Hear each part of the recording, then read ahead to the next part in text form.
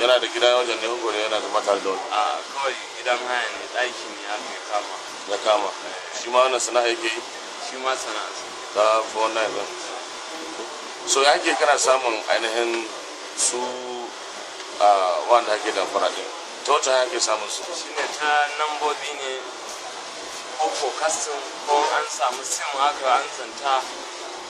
ta wannan hanyoyi ne ake ɗauka.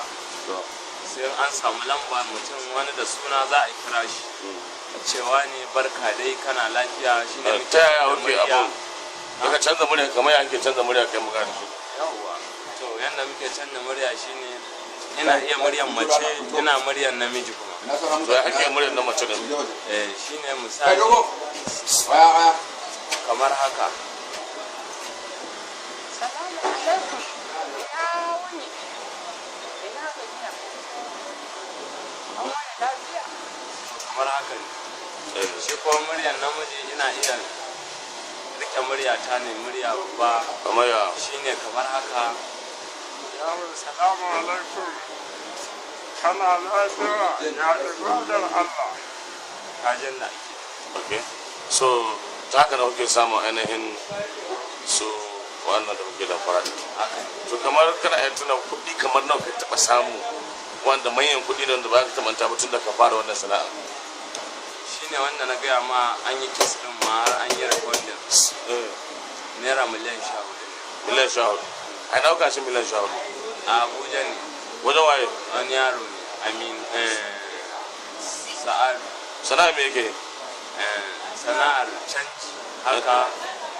sannan kuma yana siye da sayarwa yana dai fita waje kamar za a ce international business okay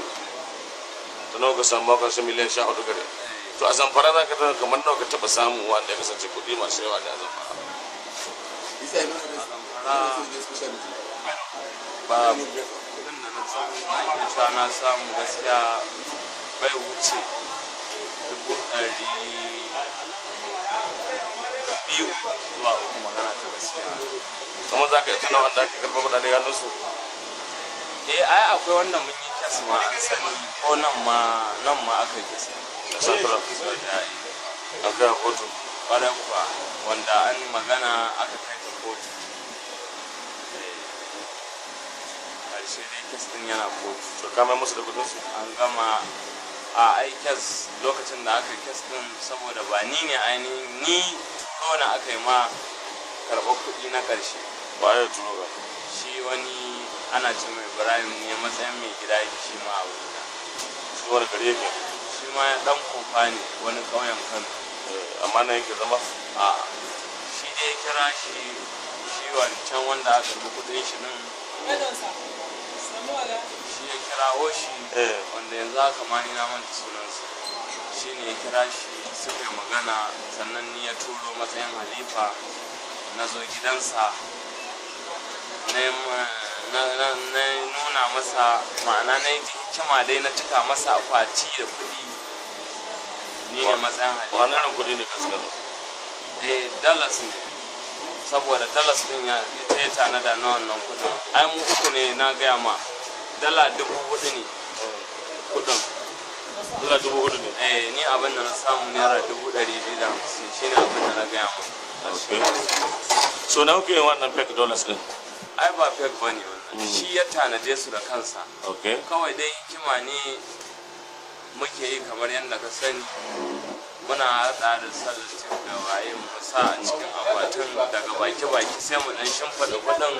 muna iya sa farin yallan mu rufe ma wannan shi to me yasa kuma kuna haɗa wani da wani ku ce wani baya son wannan makin wannan ne ko ka samu salatin shi misali ni ban taɓa ba gaskiya amma ana yi yes ba zan ce ba amma zai yi ana yi ni dai ba ne